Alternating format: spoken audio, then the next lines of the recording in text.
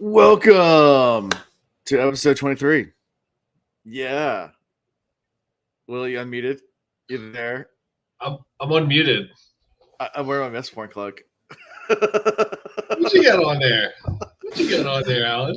I decided to throw my Mist Point cloak on. I got one now, so I got these strings going everywhere, but that makes it tough to drink alcohol. But hey, what's up, guys? It looks good. That's all that matters. Thank you. A little hood, I can get that kind of like mysterious. Love it. Yeah, I figure since doing Cosby reads, I'll throw it on real fast. Got the rest of the outfit over there. Looks good. Yeah. I dig it a lot. Should be fun. Why not wear it on stream, right? I saw the cane. Oh, the cane's there every week. Yeah, it's always there. It's always there. How's everybody doing tonight? Everybody in chat good? What's up, Yeah. Okay, I've got some people in chat. No, I live. Pythos is alive. He lives. Yes. He survives. Are you drinking tonight, Pythos? There will be no cocktail wars tonight because Londo's not going to be here. Unfortunately, he's on a plane to the great land of Norway or somewhere. Getting some daggers too. Oh, nice. Am I getting some daggers? No, I am not getting daggers. And I cannot explain not why. Yet, anyways. Because it'd be spoilers.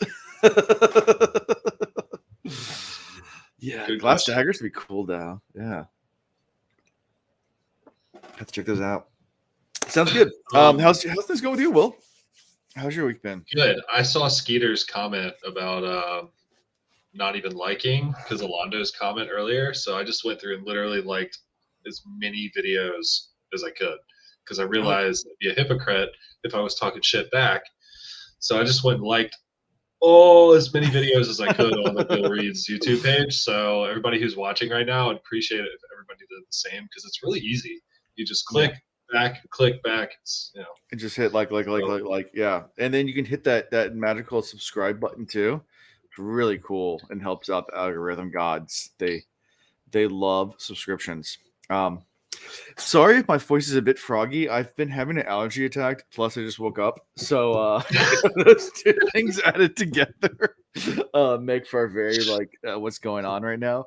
Will called me at literally 2 minutes before 9 o'clock saying like, "Hey, are you coming?" And I was like, "Oh crap!" And we're down here and just do this together real fast.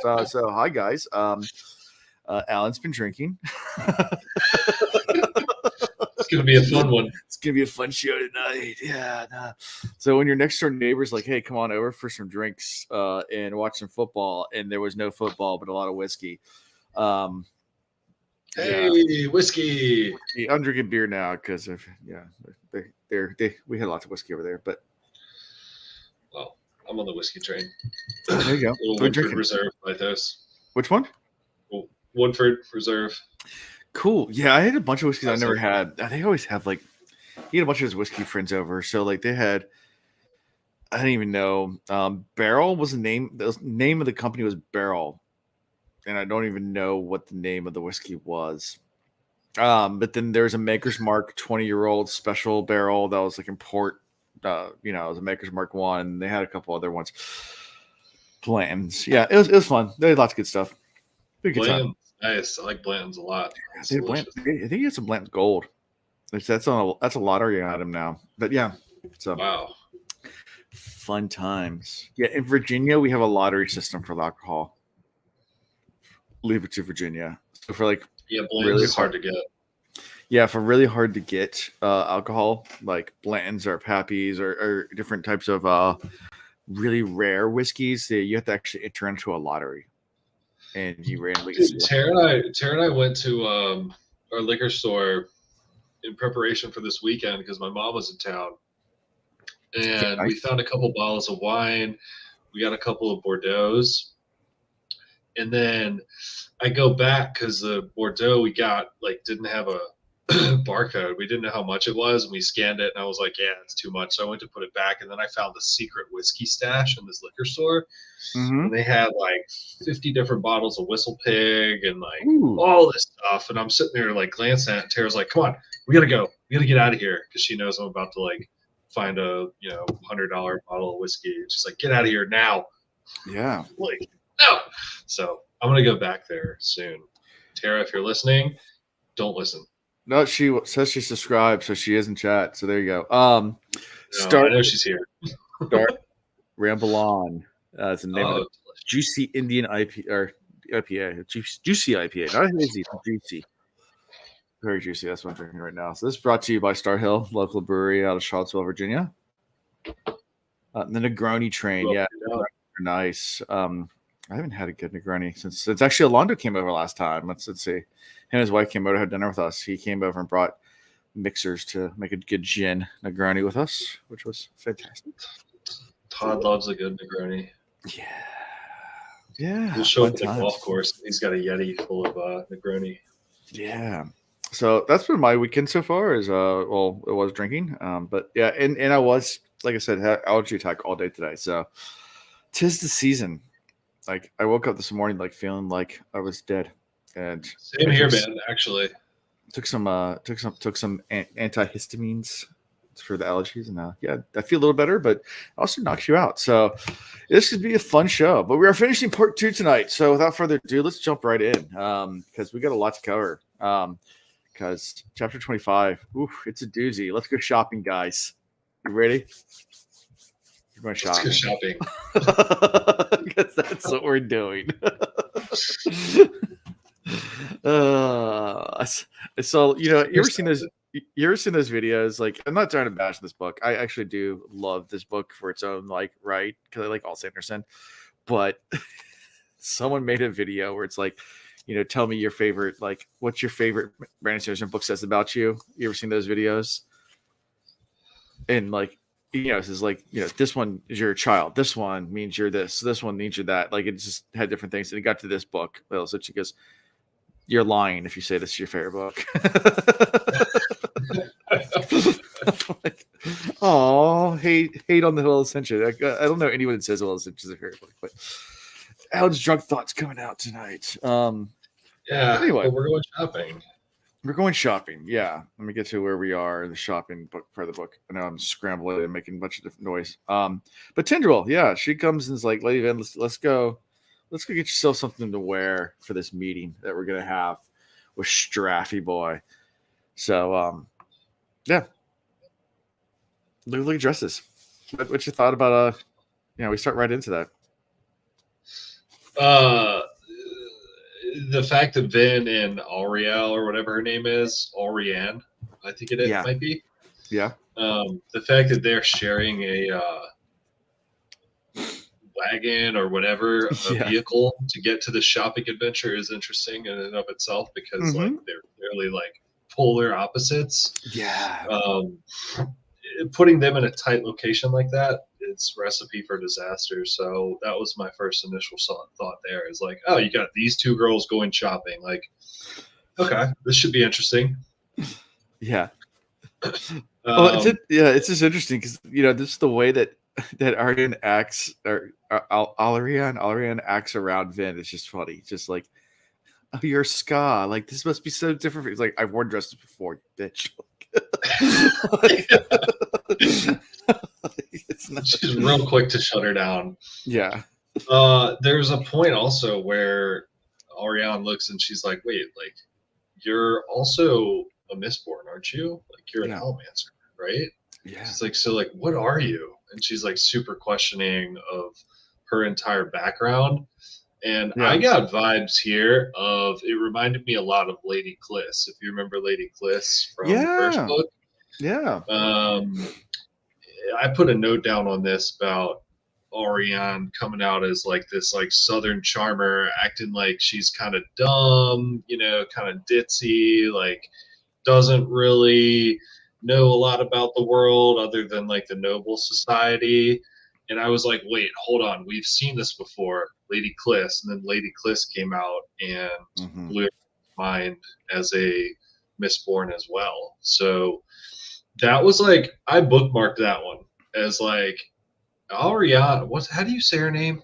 Ariane? Ariana? Ariana? I don't know. Ariana. Let's go. That sounds good. Let's go with that. Ariana. Yeah. Someone would correct us. Ariana. Sure. I was so all the oxen free. All the oxen free. I'm just gonna put a bookmark in her she might be a sleeper. Okay. She comes off as really arrogant and kind of stupid and like privileged right now. But I'm just gonna put a bookmark in that we might have a Lady Cliff situation where she comes back later Okay. as kind of a sleeper. So that was I took away there. Yeah, I mean, play this. She has this like her name's pronounced useless. Useless. That's how her name's pronounced. So yeah, We'll go with that. It's when she brings the Elementor thing, it's just great. She's like, "Oh right, you're an Elementor." If she's like, "What things?" She goes, "That you killed the Lord Ruler, and you're kind of well, a bit rickety." Yeah. A bit rickety. Rickety. I mean, dangerous. Yeah, dangerous. She's like, I'm gonna kill you. Like, what's dangerous? I'm gonna kill you. Like, and Tindrill's just like, keep it together, guys. Like, Tindrill's like the peacekeeper there. Yeah. Yeah, and then they go on further, and this is when she reveals she's Scotch. She's like, "Oh, what? Did you grow up far from court?" She goes, "I'm not noble. I'm Scotch." She like pales, and she's like, "Oh, poor thing." You poor child. Bless your soul. Yeah, you're Scotch. So he's like, "I've worn a dress before. Don't, leave me alone." She goes, Breezy is Scott too. Yeah. It's like you guys aren't all bad. It's a good thing he didn't tell my father. Yeah. So eventually they get to Kenton Street, where it's the high fashion. It's like, what's the street in New York that's like the big shopping street? Madison Avenue? Broadway? No, I think it's Madison Avenue. I think so. Maybe I'm wrong. It's been a long time since there's I've been multiple. Yeah.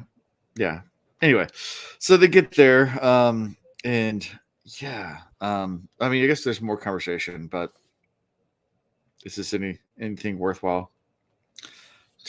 Oh wait, we get to the topic of Tendril bringing up marrying. When they got there, they noticed like what the food was selling for. I made a note about that, and that all the like a box of aging apples cost 5 boxings, which I guess was their way of showing that you're paying an exorbitant amount of money for aged food, which is a sign of the siege that they're under. Yeah, that was kind of the transition point. Is like they get to the shopping district and they're like, "Wait, we're paying how much for these shitty apples?" Like, wait, what? Yeah. Hold on. So I was like, "Oh man, fuck this siege. We're under war. Don't forget, we're going shopping right now." Yeah, it reminds me of like, I mean, there's restaurants that make like really good food, but then there's restaurants that try to be edgy and they charge you a whole lot for like really crap. Like I went to a restaurant, it was like really, really, really like a high-end restaurant. And they're like, it's like, and yes, we have a ramen of the day. I was like, a ramen of the day. And they're like, yeah, it's ramen noodles. And today we have it with egg and spam. And I was like, and how it's only $22.95. Yeah, it's only $22. I'm like, you give me ramen, spam, and egg for $20. Like, what? But it's a fancy restaurant. I can get cup noodle for $1. I can make that whole entire meal for $1. Like the profit margins were spam and eggs and ramen for $25. I'm like, and this is ridiculous. No. Yeah. Let's go dress shopping. Yeah, let's go. Yeah, so they go I guess down the street, and of course Useless, as we're calling her, all y'all Oxen Free is like super eager to go shop for dresses. Finn's not. And they get in, and they start meeting with, I guess, the seamstress, or the whatever you want to call her. Looking at the room full of colors and fabrics and everything like that. And this is when Tendril is like, so you and Elend. She's like, yeah, she really starts to dig in on the whole marriage situation there. And Ben is like, not having it. The topic is not your concern. It's like, I can't marry this guy because he liked me when I was acting as someone else. I was acting as a noblewoman, which is who I'm not. Right. And I don't know that I should marry a guy who likes me for somebody that I'm not. I put Yeah. a note there that basically Vin doesn't want to marry Elend because she's in a who am I conflict. She's trying to figure out who the hell she is. She's like not Yep. accepting this noble woman status, even though she Right. has it. Exactly. Yeah, I mean, this has been a conflict with Vid for books. Like, now we can say books because we're in 2 books. But yeah, I mean, who is she? Like, Who am I? who am I? And that's, I mean, yes, that's a common teenage struggle. So yeah, I guess maybe even an adult struggle. I'm in my 40s. I don't know who I am. But so Let's be honest. Come on. I mean, let's be honest. Jackie Chan. I woke What's up the 2 movie with minutes Jackie Chan? before I started this podcast. I'll know what I'm doing with my life. All right. I'm wearing a Mistborn cloak on a Sunday night, drinking beer. All right. Yes. Winning. Deep thoughts with Alan tonight. What did you say about Jackie Chan? What movie was it? God, it's like a Rush you're a Hour? Jackie Chan fan. No, it's one of the Brooklyn ones where Rumble, Rumble the Bronx, Rumble the Bronx. it's set in Tokyo. It's set in Japan, and he is like he's one of those guys that has had his memory wiped, and he can't remember who he is because he was like infiltrated with the government. And the quote, he's like, "Who am I? Who am I?" Fuck, I'll look it up. Yeah, I don't know.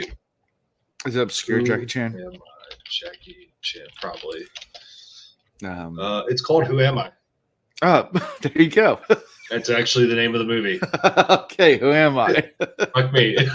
Go check it out. It's really good. It's really So good. there's this line he gives. I can't remember the name of the movie, but the name, but it's Who Am I? So this book was based off Jackie Chan. Chance, who In am case anybody was wondering. I? Okay. Yeah, Todd just said, I think it's literally Who Am I? Who am I? Thanks, Todd. Thanks. Woo, we're having a fun night tonight. That's Um, where Vin is at. She's trying to figure out who she is. She's in a conflict. She's either a noble woman or she's a ska. Right.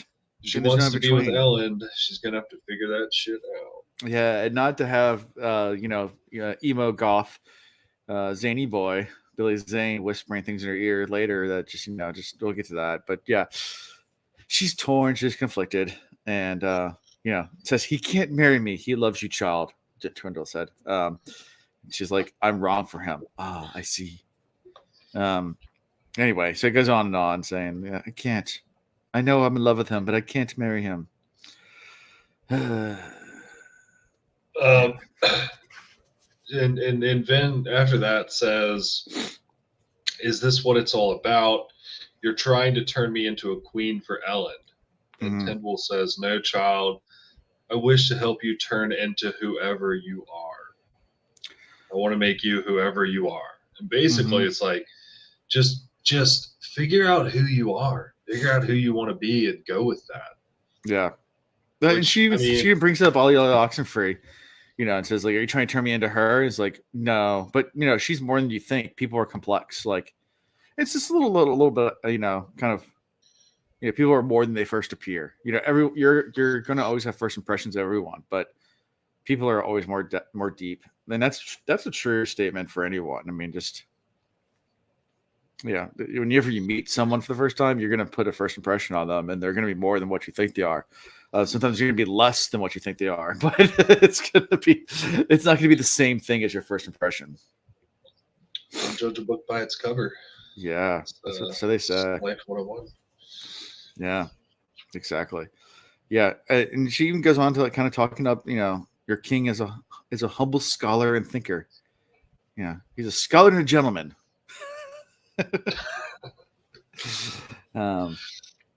Yeah. So, thoughts about all of this? talk? It's just a lot of conflict. A lot of Yeah. Tendwell is like poking the bear. Yeah. I think Tendwell wants the best for that relationship, but her mission is to come in and make Elend be a Yeah. confident king and leader. But she also notices that Elend has a deep love for Vin, and Yeah. therefore it also becomes her mission to make Vin figure out what the hell she's doing. It's either you're with Elend, you're with not, and that's why she keeps asking Vin, "What's the status here? What's your Right. plan? Because this guy loves you. What are you gonna do? What's your plan?" And I think Tendwell is starting to realize, Vin's conflicted. Vin doesn't know what she wants. And I think Tendwell's just trying to do what's best for everybody. I mean, she's a Sazed in a sense. She is a terrorist person. She wants to move the agenda or the society forward, and she's seeing that Vin is kind of conflicted, and Right. you can only help someone so much, right? And Yeah. Vin is just being Vin because she's got things to figure out, man. So, Yeah. that's an interesting way to start a shopping spree as they go into this like dress store. They're having these conversations. It's like, dude, Yeah. getting real is. deep. This is supposed to be fun. Yeah. And of course, Vin, like, they pull up one dress, she tries it on, she's like, I like it. Do you have it in black? And Tinder was like, no blacks. like, where's some color, girl? Yeah, this in black. I just, Yeah. Yeah. It's like the Wednesday Addams, definitely a vibe for Vin right now. Like, more black. More black. I just want this in black. I don't want any color. It's finally convinces her, but then you find out actually that the dressmaker also is definitely making these dresses for Mistborn, so which is pretty cool. Like, the dress is actually built for her. Like, be able not to restrict movement, has hidden like dagger compartments in her sleeves for daggers and all sorts of fun stuff. So pretty cool. Yeah. She's got vial sleeves. Yeah. I thought it was funny that like as soon as like Vin puts the dress on, the dressmaker is like, "Oh yeah, go ahead and do a spin for us, show it off." And like Vin spins around super gracefully, and the dressmaker is like, "I've never seen anybody move so well." Like, and like it's thoughts of when she was back in the ballrooms. Like, Vin, she could be a noblewoman. Oh she yeah, could fit that part. But she just doesn't accept it because the dressmaker's like, dude, I've had so many people come in here and try on dresses, and nobody's moved like that. You know what you're doing. Rock it, girl. And it's like, yeah, whatever. You got anything black? I need less sleeves. Yeah. Like, I need something I can move around and kill people in. What you got? What you got? Exactly. And then after all of that, trying the dresses on, Spook shows up. He strolls over. And he's kind of being a little bitter too.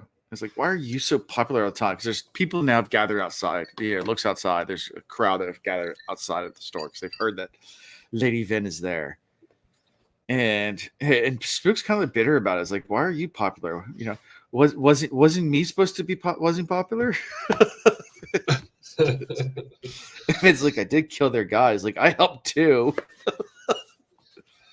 He's like, I even got a nickname from Killser himself that nobody cares about, little old Spook.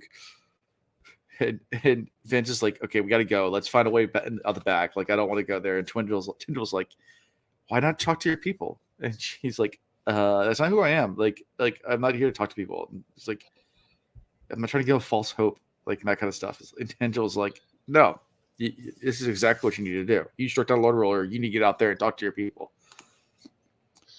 So, thoughts about this? You struck down Lord Ruler. You were trained by the Survivor, and you're the King's consort. Like, if anybody knows it, it's you.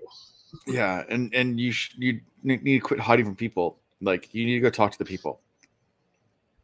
Yeah. So she goes out to talk to the crowd, which doesn't start that well. She tries using a little bit of allomancy to soothe the crowd and things like that, but they're just kind of like, there's a giant army outside. Like, what are you guys doing to help us? Because it looks like we're doomed and we're all going to die. So, like, how are you going to help us? And how's Ellen going to help us? And, Vince is kind of like, hey, Ellen and I are doing our best. A voice yells out, the king is going to surrender. I heard it. He's going to trade the city. Ellen's going to trade the city for his life. He's like, no, he's not. Blah, blah, he's a politician. And finally, Vin flares. Alamancier is just like, stop. Pushes back brass and steel on everyone. So flares the soothing metal and pushes everybody's buttons back a little bit, and then kind of just has a speech moment. As soon as I pointed out here that like Vin walked out, right? She walks out, and the people want to see Vin. They're curious about Vin because she killed the Lord Ruler. She was trained by the survivor of Hathsin. Yeah, she's a killer queen with lesbian. Can we play that right now? Copyright? No. This is YouTube. It'll shut us down so fast if you play copyrighted music. She's a killer queen. I'll just sing it. Yeah, you can sing it. Yeah, but you can't actually play it. Otherwise, YouTube shuts you down. Yeah. Fuck you, YouTube. If he gets connected, she goes out. Sorry. Bingo. Bingo. Oh, you got it. The people want to hear from her. She killed the Lord Ruler. She was trained by Kel, aka the survivor of Hathsin. The people are looking to her like, hey, what's the answer? And she goes out and she's like, we're gonna be fine, we're fine. Then she starts saying, Ellen, our king is going to save us. I've got his back, blah blah. And that's when the people they start questioning. They're like, no, he does not deserve to rule. And what it comes down to is the people are like, Ellen, he doesn't have the juice. He doesn't have what it takes. They don't believe in Ellen. And I was thinking to myself, if Vin would just go out and say, guys, I got this. It's me. It's up to me. They'd be like, all right, cool. Yeah, we believe in you. But she goes, no, I think Ellen's going to be fine. I got his back, blah, blah. They believe in Vin. They don't believe in Ellen. That's my theory right now. Yeah. And she starts going on to Ellen, and basically the people start going, well, fuck that. I don't think Ellen's going to do anything. And she's like, and she panics and she goes back into the store and she's like, nope, I'm not for it. And that's the end of the scene. Right. If it had been Vin going, I got it under control. Yes, Ellen is king, but I'm really the power behind the scenes here. They'd have been like, right, cool, girl, we got you. We believe that. But she was like, nah, Ellen's got it. It's just a different story. And she panicked, went back in the store. Yep. There it was. I mean, she's not really. So, yeah. That's not her strong suit. It's talking to crowds and to be the leader. Yeah. That's never been strong suit. Her strong suit is kicking ass and taking names, not quelling people and soothing people and being a breeze or even a politician. Her strong suit is I'm gonna kick your ass. Getting the job done. So it is put out of her element for sure. But nonetheless, we switched point of view. So anything from all this before we switch to Elend?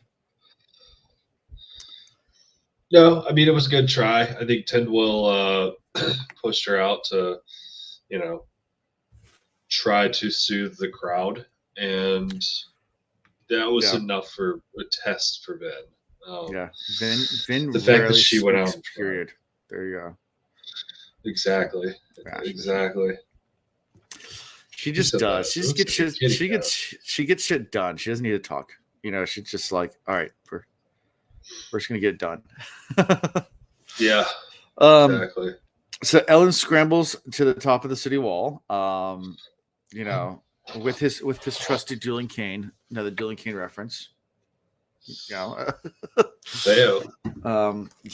it gets to the top of the wall, and archers, he yells, because Straff's men, a large group of them, charging towards the gate with a battering ram. This ain't good. The siege has begun, it looks like. And a little skirmish begins. There are lives lost on both sides during this. I mean, there's a volley of arrows that comes through. This was our captain. One captain managed to give a pathetic volley of arrows. Didn't do much good. Some arrows hit his men. And Ellen's just kind of like, sees the rammers coming in, the thugs, and Vin shows up as well, getting ready to jump off the wall and wreck shit as Vin does. And Clubs comes in. It's like, stop. Wait, Vin. And Vin's like, why? Like, I need to stop this. He goes, no, wait. They say that moment, they're like, they'd never heard Clubs speak in such a tone that was like the tone of a general. And that was it. That was all they said. But that little moment there stuck out to me a lot. I just wanted to point that out before we gloss over it. Clubs, when he fucking speaks, and Elando, if you're listening, I don't know if you are, but I know Clubs is your boy. Clubs fucking showed up right here big time. Yeah, he did. He's like, this is a false flag. This is a fake charge. Just a test. They're out putting up scaling ladders. It wasn't an actual attack. You got a wobbly lightsaber? What's going on? Tara just brought me. I texted her and asked me to bring me whiskey, and she also brought a lightsaber. So. Oh, nice. Love my wife. Yeah, I mean, there's nothing wrong with having a lightsaber and whiskey. When you do it fast in front of the camera, it looks it looks wobbly.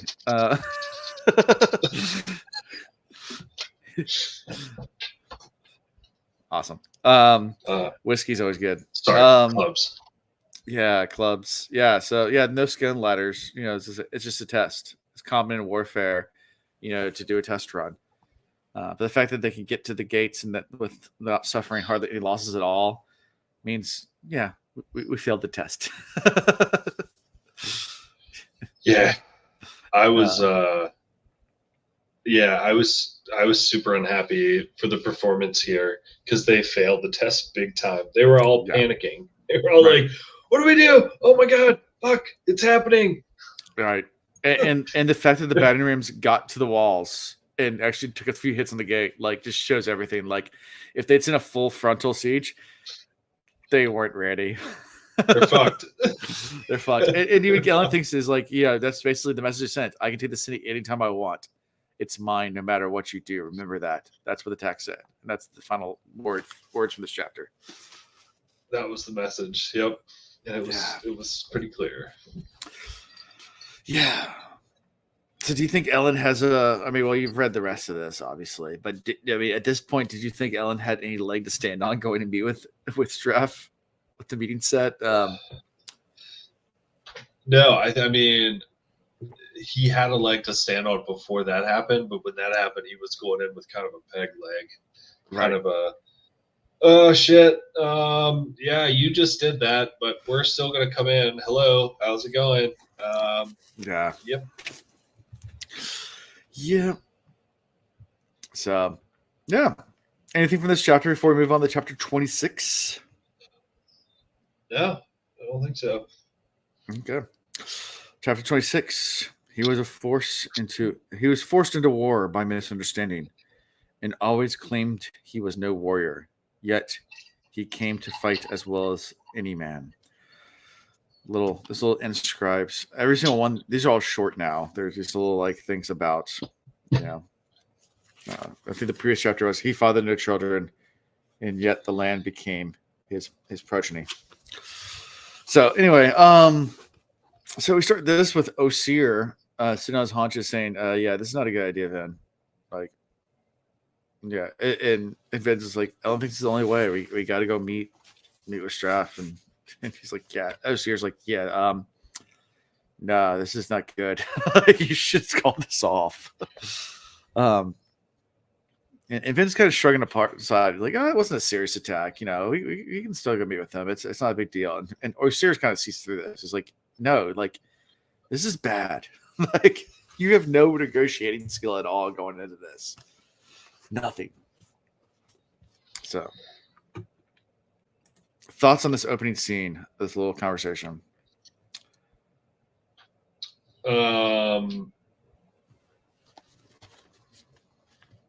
No. No. Okay. Cool. No. I mean, not really. They also go into like the status of Luthadel, which I mean, but no. Other than that, Osir's just like, this is stupid. Don't do it. And I'm kind of with Osir. Yeah. Exactly. Yeah. Nobody would have questioned the idea of Kelsier entering an enemy camp to negotiate, but everyone's questioning Elend. You know, he's comparing it to Kelsier and everything like that. And at some point, he turns to Osir and says, "You're not coming with me." I think it's a little bit further, but which the Conjure is like, okay, fine. Yeah. Yeah, I mean, it was that the first like 3 pages were all about why it's a stupid idea. I thought the one note that I made was just furthering kind of the status of Luthadel right now and how it's like they're getting to like they're backed into a wall, like metaphorically, I guess. Right. It says like only a few weeks of being besieged, the city was already strained near to breaking. Food was terribly expensive. Elend had been forced to open the city stockpiles. The people were on edge. Some few thought the attack had been a victory for Luthadel. It was a good sign that the army had been repelled. So some people were like, "Oh yeah, we did good. We like fended off the first wave, like no problem." Yeah. But in behind the scenes, you realize like you have no food. You're on the stockpiles. You're on the last reserves of food. Like this is a shit show. And Osir's like, it's a bad idea. This is our last defense. Yeah. I mean, I think my opinion is the plan has always been to go meet with Straff. And Osir, I think Osir is like looking out for himself before anybody else. Like he doesn't care about the plan. He's like, I just want to survive. Which doesn't even make sense because the dude just lives off antler bags. Yeah. So I don't know. I mean, and then Vin tells him like, yeah, you look suspicious if I bring my pet dog with me. So no, you're staying here. Like, sorry. Yeah, that was the reasoning. She was like, I don't need that attitude around me. Get out of here. Exactly. and then we quickly switch to like Ham telling Elle like, you know, like just basically like, you know, you should send someone else, or not necessarily send someone else, but just like we should hold off. And Ellen's like, I'm the only one that can go. Like, I can manipulate my father. I know my father. I'm the only one that can do this. And Vince is like, all right, like, I guess. And of course, Ellen's like, stop, call me Elle. Call me Elend. Yeah. Okay. Full name, please. Full name, please. I am your king. He's like, it's progress, even though Tendwell was like, I prefer Majesty. You know, your Majesty. Yep. Yeah. This is where also on page 305 where we learned about like how the dress was actually like custom tailored. Yeah. To be we didn't learn that Mistborn dress. Because there's a letter that came with the dress. I forgot that they didn't actually explain it at the shop. Well, it was cool though. I mean, regardless of spoilers, I mean, talks about how it's got little slits for vials. She's basically, I keep talking about the Matrix. She's basically Neo with fucking Uzis and, you know, fucking P45s in the trench coat, just laying waste. She's ready to go. She's ready. There's like a dagger on every single one of these strips. There's a dagger hidden inside there. It's just, you know, she's like, I look good, but I'm even more prepared for battle. I got this. Yeah. So look at all this room for flexibility here. Don't forget about you go in the back and just, you know, pull out a dueling cane just right out the back and just yeah. I like how you just like flex your miscloaked tassels there too. Yeah, you know, that's how you do it. You can pull the hood up, you know, just If it just do email, I can do Good. Zane misclick, we just do one eye kind of thing. Just like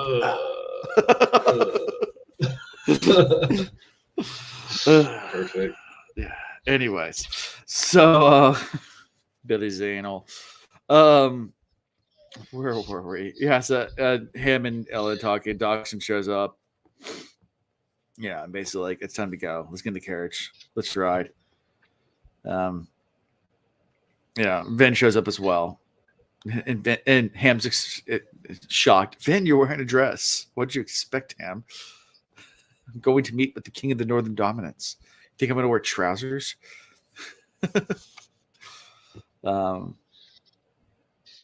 Yeah.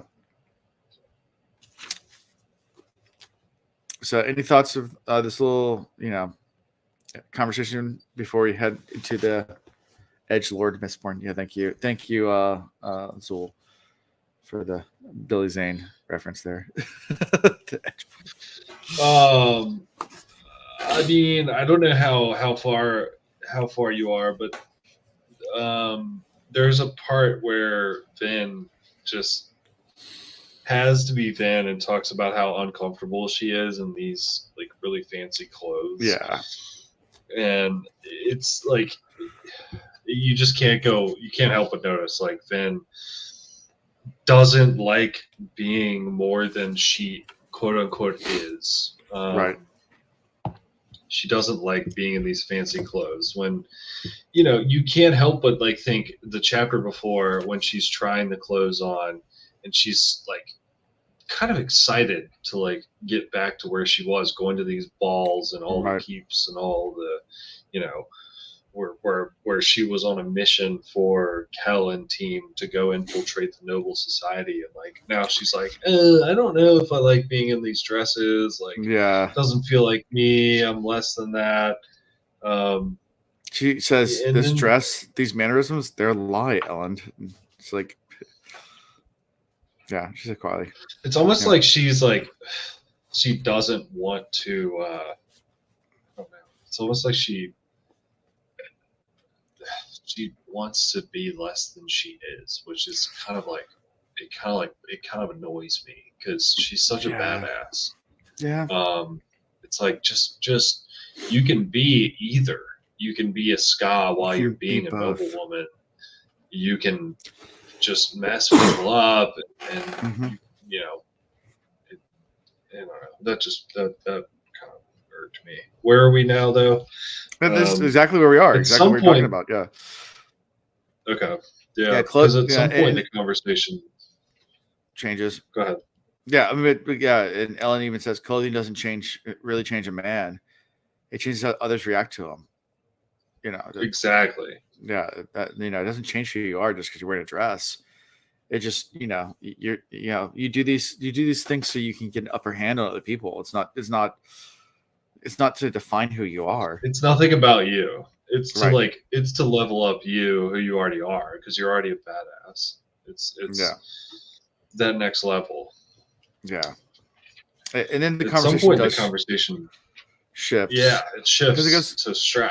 To Straff, my father was fond of ska brothels. I think he liked to know how he felt taking a girl, blah blah, all this time. It's like, it's like she says, I'm used to that. I grew up in, basically ska underground. So people of power in the ska underground the same way. He says, how did you survive when they turned an eye towards you? And Vince says, I acted unimportant.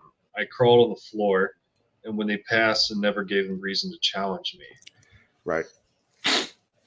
And that was like major foreshadowing for their plan when they actually go and talk to. This is when she's confronting Elend. Yeah. And when you go talk to your dad.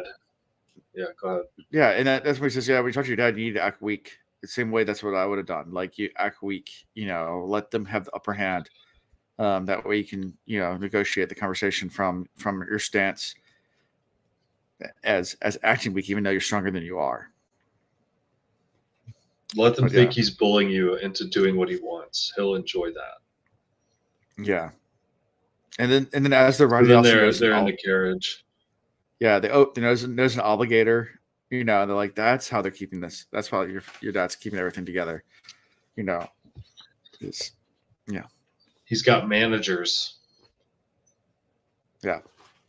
And and this is after, I guess at this point they've arrived, and they're, you know, they're talking or whatever, and this is and yeah, so sees the obligators, that kind of stuff, and Straff immediately starts making some quips. They immediately meet. He says, you know, cute little Mistborn you got there, Straff says. And, yeah, then flushes or whatever. And yeah, he says, and by the way, stop her from soothing me. tell your Mistborn to stop soothing me, my emotions. Yeah. And she whispers to him, like, he's good. I was being as subtle as I can manage, and he picked me out. And I was like, you know, he's also a 10-eye. He can pick up on these things. He's probably listening to you talk right now. Like, just shut up so you can get in there. So they're going for dinner. He just starts tearing her apart. Oh, yeah. Yeah. So let's talk about the dinner. Let's do that. Yeah. So yeah, I mean, Straff's being the pig. I mean, I don't think it's right away when he has this girl come in, but he has a girl that comes in and just looks like Vin. You know, to just, I don't know, grossness, I guess, because, you know, he's an older man, has like a teenage, like not even like 15-year-old girl come in. It's like, hey, Elend, you're my son. You've got Vin. This girl that I have is younger than Vin, and I'm older than you. Yeah. So look at what I can do. Yeah. And she's wearing like a red dress, and, you know, blah blah blah. It's a power move because they roll up, and he's like, "Oh, I see you brought a girl. Let me show you my girl." Yeah, and he also mentions, like, you know, like good old scuzzbag. Yeah, and all the Scots servants around and whatever, and even Straff says something along the lines like, "I hope they're not relatives of yours. You know, I might have to execute a few later." You know. And Vin's just like, I'm not Ska anymore. I'm a nobleman. He just starts laughing at her like, you're still Ska. Like, I don't care what you say. Yeah, like, he like throws one of them in handcuffs or whatever.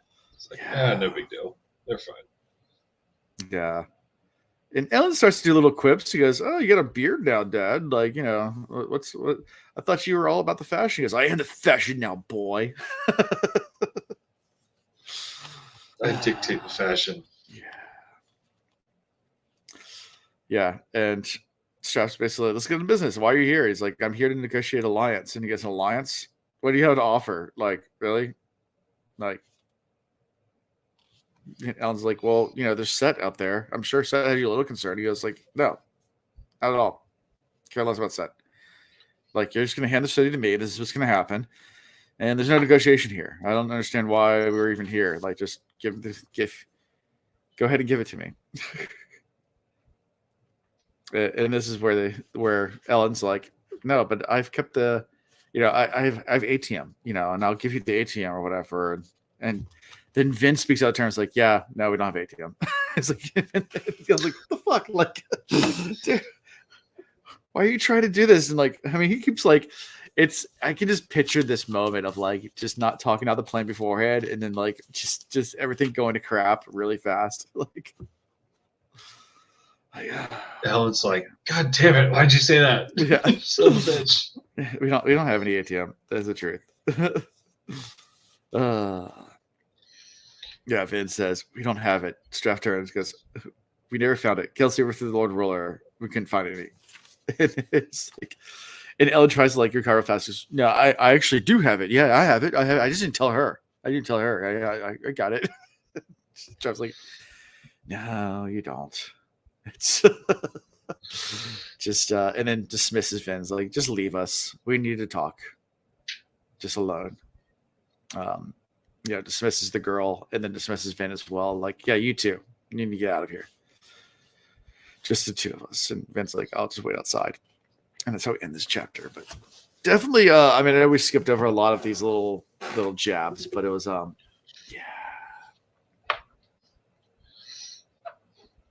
interesting bit.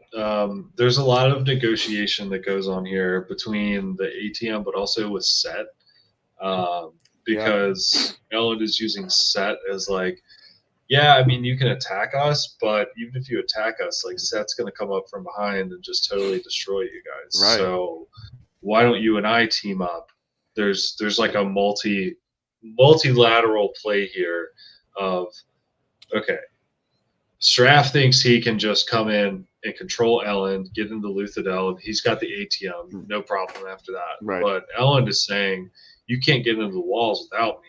We got to defeat Set first outside the city walls, and then you can have your ATM, and you and I both control it. So it's like a multi-dynamic. Right.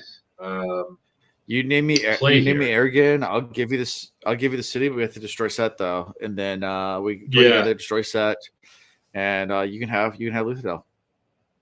And Straff just keeps going back to Elend. Shut the fuck up. You're my son. Get the hell in there. Let me in there with you. And he's like, well, I mean, I told my guards, even if I walk up to the city gates with you, not to let us in because that means I'm under your control. And he's like, what? That's stupid. What are you doing? And it's a really, this scene is really, really, really interesting from a negotiation standpoint. It's like, whoa, okay. Elend has leveled up his negotiation skills, his speaking skills, dealing with his father. And then Set, the whole Set thing, fucking Breeze and Set. It's a thing. Yeah. Oh, and then don't they also drop? Is this when they drop? Hey, have you heard about that Koloss army, or is that that's in chapter? That's in the last chapter. That's what we're about to get into. Okay. Yeah. Okay. So. Okay. Yeah. Right. So, chapter 27. Really interesting chapter for negotiation reasons. Yeah. So that's it. That's it. I'm done. Yeah. Chapter 27 starts with, let's be honest, boy, I'm this close to just having you killed and just being done with this.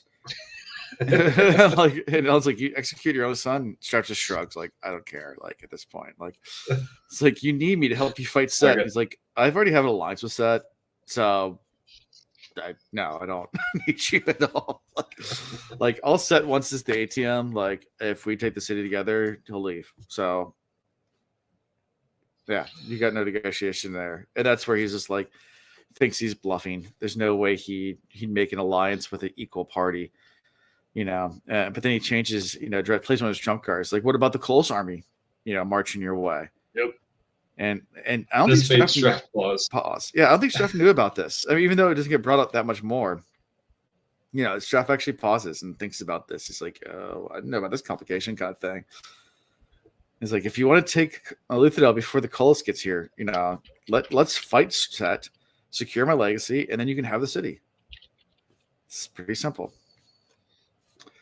And Straff takes a moment and says, no, I don't think so. No, I'll take my chances with Set. Yeah. He just keeps him turning him down, saying, no, not going to do it.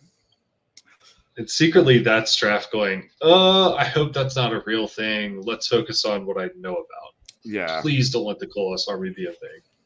And all Elend's thing is weakness. I can't seem threatening. So, at that point, it's only a city. Well, why do you care so much? Does it even matter? Like, Straff immediately says, it's more in the city. It's the Lord Ruler city. This is like the center of everything. Like, it is that important. And it's where our home was. Exactly. Where you kept your home? Yeah. And Elend even says, hey, you're stronger than me. I can't stand up to you. And Straff even nods. He's like, you've impressed me. You wear proper clothing. You have a sworn mistress. You've maintained control of the city. He's like, you know what? I'm going to let you live. In exchange, you're going to give me Luthadel. And he's like, no. As soon as that's still, it's like, that's not how negotiation works. Like, you're used to going back and forth. Like, that's not how this works. Like, no, you're just going to give me the city. We're going to walk in together. This is when he says, we're going to walk in together. And it keeps going back and forth. Like, he's like, nope, that's not going to work either. You can't do that. They'll attack you as soon as you try to walk in. It goes back and forth here, but it's like, keeps on. I'll just say, we need to text that. We keep that, and he's no. So, Eventually, this is when you feel a shift. Right. What did you say? This is when you feel a shift from typically Straff is like just dominating Ellen. Yeah. Well, And this is when you feel kind of like there's like no one has the advantage here. Ellen is trying to like come up from behind, and Straff is still trying to maintain his dominance, but Straff is like kind of like having a back step here, and he's like, wait, hold on, Colossus Army, no, fuck that, like I still got this, and Yeah. Ellen's like, I don't know if you do, and he keeps like throwing these like small jabs. Yeah, this is where you start to see shifts, like Ellen. Yeah. Well, it shifts also from talking about negotiation to just, you know what, I'm going to kill you tonight, and I'm going to take your girl to my bed tonight. So I'm just going to, it shifts to that, and Ellen just basically starts laughing. I was like, "You're an idiot! Like you're a pig." Starts calling him names. Like he shifts from being like the weak to like just laughing at him and mocking his dad. Like completely different conversation. Well, that's such a low blow. Like that's like an act of desperation for Straff to be like, oh yeah, you know what? I'm just gonna take your girl back and have my way with her. Like that's like you have nothing else to say other than like, oh, I'm just gonna go after your girl. And Ellen's like, do you know her? Like, good luck, dude. Good luck. Good exactly. Luck. You are a pig father, a sick, disgusting man. You thought you were a brilliant leader, but you're barely competent. You nearly got our house destroyed. Only the Lord Ruler's own death saved you. Straff called for his guards. You might take Luthadel, Ellen said, but you'll lose it. You'll make a bad king. You'll be a terrible one. The Lord Ruler's a tyrant, but at least he was a genius. You're neither. You're just a selfish man that will use up all the resources and end up dead with a knife in his back. And he just starts laying into Straff, just like, yeah. Like, dude, it's so awesome. That's such an awesome scene. It's like, fuck this. He's like, dude, fuck you, man. Yeah. and at this point, the guards have come in, and Ellen's not even scared about it at all. He just smiles. His dad says, "Kill me, father. And if you do it, you'll die too." And then we shift to Vin's point of view. So. Yep. Yeah. So Vin's outside listening to all this, and she's like, "Oh shit. He's standing up. Should I go in yet? No, I'm just gonna be cool. I'm gonna wait. You're a fool, father. I think you think I came here to negotiate. You think I'm willing to make a deal with someone just like you? I'll never submit to you." It's like, I brought my mistress with you. And then Straff starts laughing. Goes, "You threatened me with that little girl?" And he's like, "Oh, you underestimate her. There you go again, Dad. You don't even realize. You think that like someone that powerful like didn't just let you know that she was touching your emotion? She's still touching your emotion right now." And of course, Vin had the entire time. still soothing him the entire time, just very subtly. So she starts flaring it on the outside, and matching whatever Ellen was saying, all the different emotions. And Vin's just like on the outside, just doing exactly. And you can see immediately Straff's like, "Oh shit. Like, yeah, she is that powerful. Like nothing you've ever seen before." like she's. And then she even, flares, or I guess it burns Duralum and like flares away everything. Makes him completely numb. Yeah. At this point, Straff has called in his guards. Yeah. Because he's so terrified. He's so on the ready. Yeah. He's like, terrified. Guards, get in here. This guy, kill this guy, kill this man. But then Ellen the whole time is like you said, countering everything Straff has to say. And Straff's like, I don't know what to do because I think my son's right, but I'm scared. So I got my guards here, but I think I'm getting soothed. So I don't know what's happening. And meanwhile, Vin is actually outside of the tent, like working her magic on him. Yeah. Of course. Then Billy. That scene. Yeah. Yeah. Go ahead. No, go ahead. Yeah, you're saying that scene. That scene. I mean, that scene was pretty epic. Like you got Elend and Straff inside the tent. you've got Straff's guards who have now come in. They're ready. They're like the hounds, ready to be sicked on Elend. And Right. then on the outside of the tent, you got Vin watching the shadows, kind of like, oh, Right. I'm listening. I'm also watching. Like, I'm gonna Right. soothe. I'm gonna push and pull. Very Yeah. intense moments. Very Yeah. intense moment. And as all this is happening, a familiar figure Then shows up. Good old Billy Zane. Billy Zane. Yeah. He tries to sneak up on Vin, but Vin's just like, I can see you. Like, he's like, how come I can never sleep Hello. up in you? Gosh. I don't have enough hair to flip.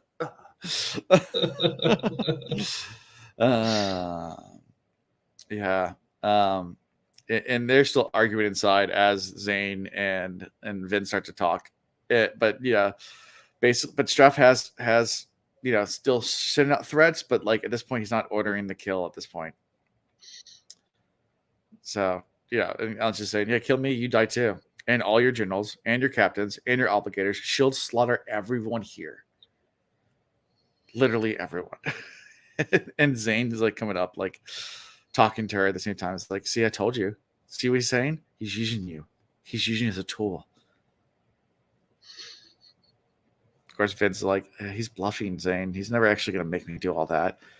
He's like, no, we're just tools. Like, that's exactly what he's doing. Like, he's using you. We're different. Don't be with him.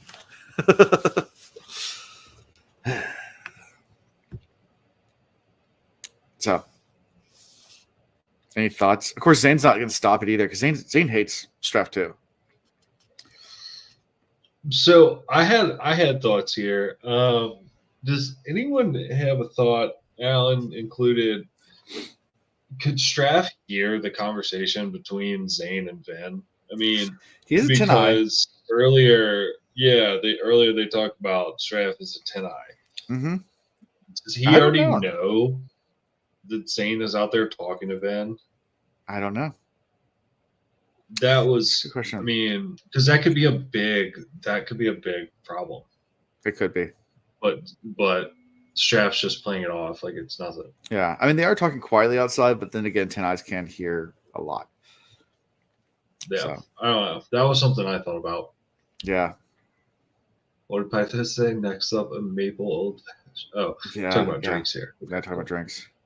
Tara was wondering the same thing, but his emotions were getting rocked as well. Yeah, good point, Tara. Yeah, I mean, at this point, like he's under a lot of influence. He's reeling. I think at this point he's concentrating so much on Elend because his entire emotions are being like, and at this point he can feel all his emotions going through like basically like the ringer, like just being like just ripped back and forth in every direction. And then it's not like it's even subtle at this point. It's very obvious, and it's meant to be obvious that like you are being controlled. But yeah, that's what I'd like to think. That's what I'd like to think too. Yeah. Yeah, and Zane, of course, can he ever understand the miss? Can he ever understand you? He loves me, Vin says. Is this he loves you? ? Zane asks, or does he love having you? Yeah, he's a good man, good or not. Fucking Zane. You aren't like him, Zane said. He can never understand us. Yeah. Billy Zane. Yeah, but then she looks at Zane's arms and sees all the scars. And she's like, you were at the pits of Hats then. And yeah, at this point, Zane turns and backs away and says, I understand you, Vin. And then leaves. He's like, don't talk about me. Don't talk about me like that. Yeah. So after all this, actually, Straff lets Elend go. After having his emotions rocked, realizing I think that he underestimated all of it. And I'm not sure if it's even that he underestimated, but his emotions are being rocked so much that he's just like, just get out of here. Like I can't even.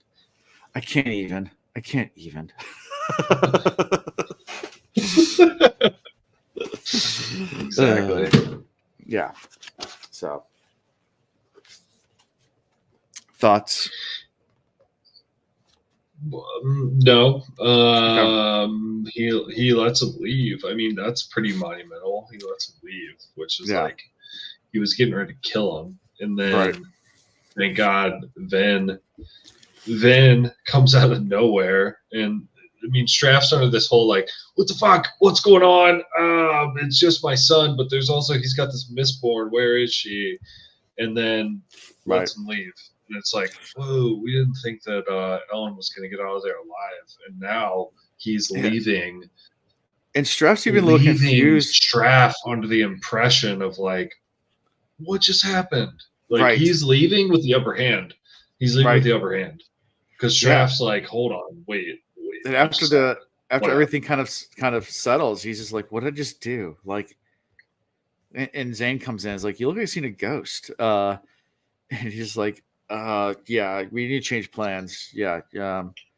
He's like, kill him. You need to kill all of them. Yeah, you're the girl. Kill them all. Kill them all. Like, kill the girl. Kill all of them. Like, this is too much. Yeah, and this was pretty epic. It's a pretty epic scene. Yeah, and even Zane's like, you sure about that? Like, I don't know. Should we do that? You sure you can do that? You sure I can do that? Yeah. Yeah. It's pretty awesome. Yeah, and Straff ponders on why he even did that, and ponders how powerful Vin is on the intelligence, because he gathers some intelligence from this Conjure spy. But I guess he just didn't realize how powerful it was until, like, basically, as your wife was saying, Tara was saying, she wiped away his emotions completely, which is crazy. Like, he is completely numb to everything. Like, just wiped away all emotions. Yeah, and that's when Straff's like, yeah, change of plans, kill Van. Yeah. In orders that we'll have elementers to assist. So Straff says, yeah, we'll send a bunch of half Scott missing children to help a bunch of other kids that Straff had that have, elementary powers. all his kids, true tools. And that's actually, that's an interesting point. I'm glad you brought that up because that didn't stand out to me until right now, is that maybe that's why Zane views them as tools, is because Straff has these mistings that he just kind of like is like, send the mistings out. Yeah. Yeah. Interesting. Yeah. Interesting. That just kind of came to me. Maybe that's where Zane gets that. Like, we're just peons in the army. We just go out and do shit when our Lord Ruler, needs us to do it. Yeah. So anything from this? I mean, this is a little short scene where it's like, yeah, kill Vin, and then it switches back to Elend and Vin. No, I mean, it was an epic scene right there. I mean, we've been waiting for this meeting to happen for fucking how many chapters now, and it finally happened. And about half, literally about halfway through the book, it's So it was a good outcome. Now I'm interested to see what happens next. Yeah. So Elend sat back in the carriage, a little stunned that he's still alive, thinking he did it, and he turns to Vince like, we did it. Yeah. And she's like, yeah, I guess we did it. It's like, are you okay? It's like, it's because I killed the Lord Ruler, she said quietly. It's not it. It was Kelster's plan, the crew skill, it keeps going on. It's like, you make it sound trivial, Vin. It's not. You're a fantastic elementer. And all the things he's saying, like, he's trying to talk her up, but, like, it's just playing right into what Zane had put into her head. Like, I'm just a tool for you. Like, so she's having these, I at least I got this impression that she's just, like, silent, having these, like, he is just using me. Like, it's what Zane said is tapping into her psyche. At least that's what I got from it. But I don't know if you had the same thoughts. No, I don't know. I hadn't thought about it like that at all. Gotcha. Okay. Go on. I mean, that's just, I just from her being silent and just being like, and him just like gushing about her, and she's just silently like, yeah. Okay.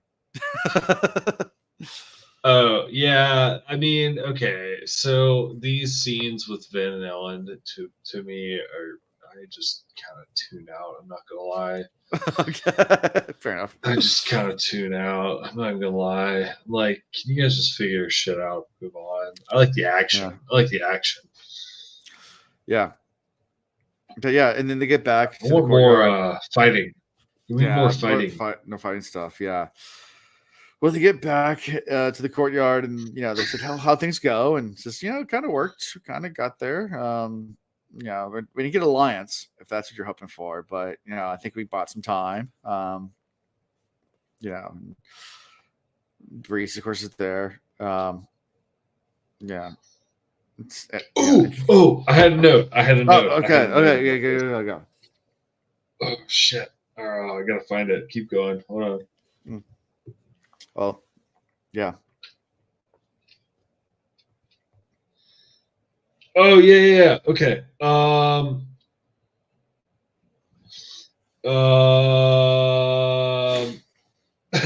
Yeah, Breeze. So they get back and they're talking to like Ham and Breeze and Docs and other people, and they're like all excited to see, them return. Van and Elend have returned, right? Right. And Breeze goes to Elend, my dear man, you went into the camp of the strongest king in the final empire and you threatened him. And Elend goes, like, yes, I did. And Breeze goes, brilliant. That's awesome. Breeze like, hell yeah.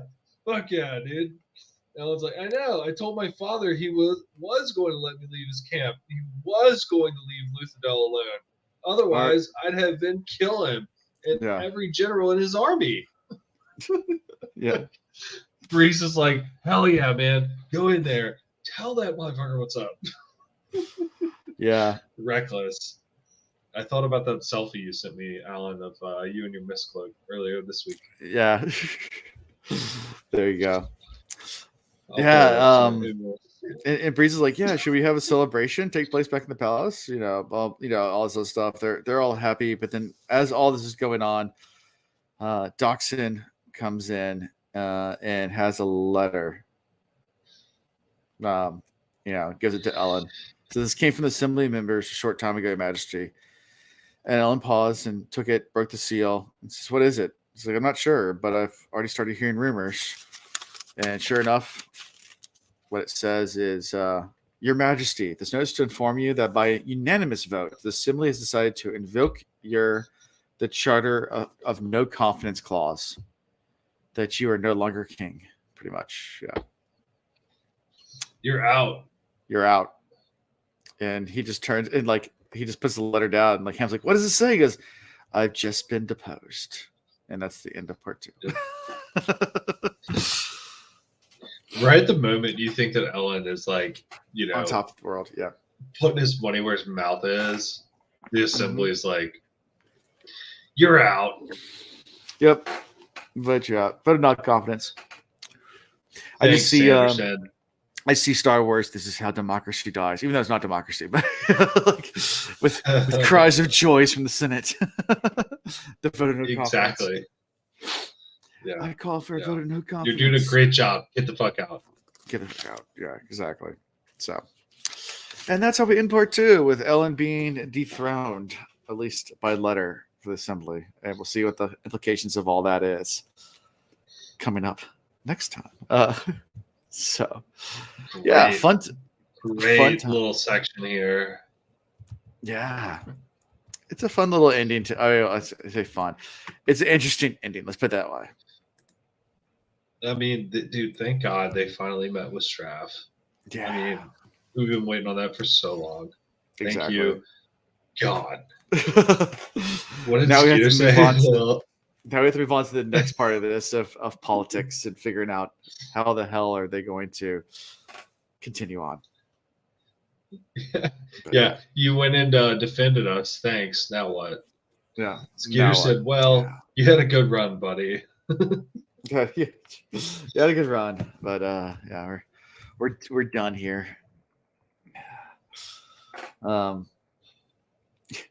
course, Elend gets deposed in a Dear John letter. Pretty much. Yeah, pretty much. Yeah. Anything else from these chapters that I'm sure we skipped over a few things. We got the main gist of it, I think. I hope. No, I think it Yeah. was. These were my 3 favorite chapters thus far in a while. Thus far. So yeah. We've Even though there's not a lot of action, finally, not a lot of action in these chapters, but definitely, yeah. But I mean, you're dealing with like significant powers, that being Straff and Elend, right? Finally figured out what the hell Straff's up to, and he's a box of he is a unknown box of chocolates, and Ellen just went in there and just turned them all upside down and left them in the sunlight to melt. He was like, "Yeah, I got a Mistborn here. You don't know where she is, but she's fucking with you. So have fun with that. I'll go back into the city, and I'm ready when you are." I thought that was really cool. Exactly. There's a lot of question marks around the Straff camp right now, at least from like the leadership perspective. Exactly.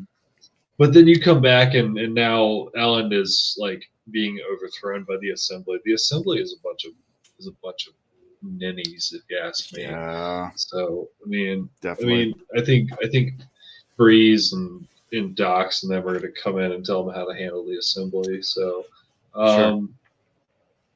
yeah, I mean, Ven. I'm just waiting for Ven to come in and step into the role that she's meant for. So, other than that, all's good in the world. All's good. What did Tara say? Who's the spy? Who's the spy? Yeah. You guys haven't predicted much. I mean, you are Alondo. I mean, I know Alondo doesn't like that plot point that much, but we've ruled out a lot of people who it could be. So we've ruled out Spook now after these 3 chapters. We've rolled out Clubs. I think at one point. I think we did at least.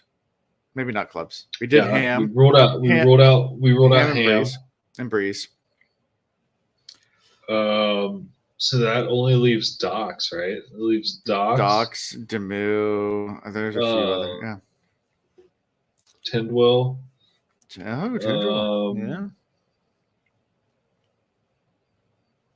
Yeah, I mean, like, who the hell else?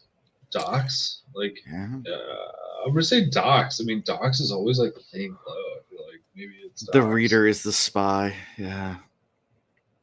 Yeah, Tara, you're the spy. Yeah. No way. Tara's the spy. You're the Condra. You're the Condra. You're married to a bag. You're married to a bag of antlers. That's fun. I already knew that, but yeah, it's confirmed. It's confirmed. Awesome. Favorite character? Yeah, let's do it. You go. Oh, you want me to go first? Oh man, favorite character from these chapters. Who's my favorite character from these chapters? Ollie Oxenfree. I'll go. I'm gonna go Elend. Elend. Yeah. Elend showed up as a badass. Yeah. Elend leveled up. Yeah. Elend came to play. Yeah. The spies, the friends we met along the way. What does that mean? Peter, you're the spy. You're the Condra. We're all the spy. It's all the friends we met along the way. Favorite character really this chapter. I mean, yeah, Elend was it's a good pick. I do like Elend this chapter.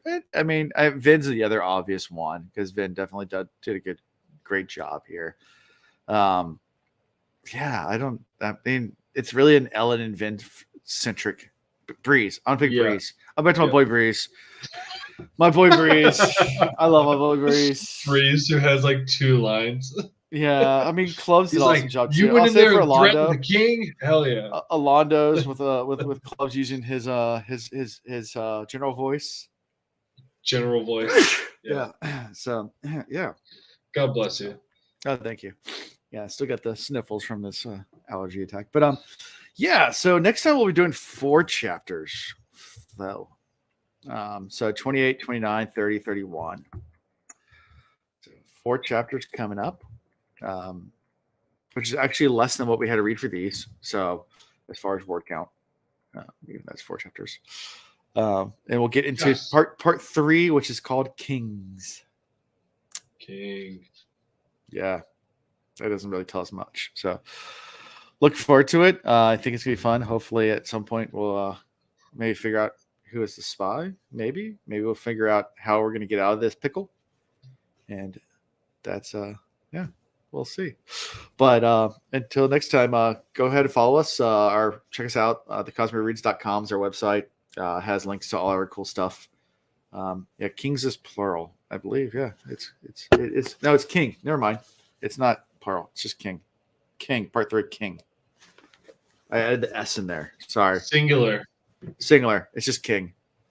King. The next part's King. One king to rule them all. Like T.I. Yeah. T.I. So yeah, sorry, I added the S. That's my fault. But yeah, so cosmicreads.com, you can go there and find links to all our cool stuff like our Discord. You can find our merchandise. Go check that out. We do have some merch.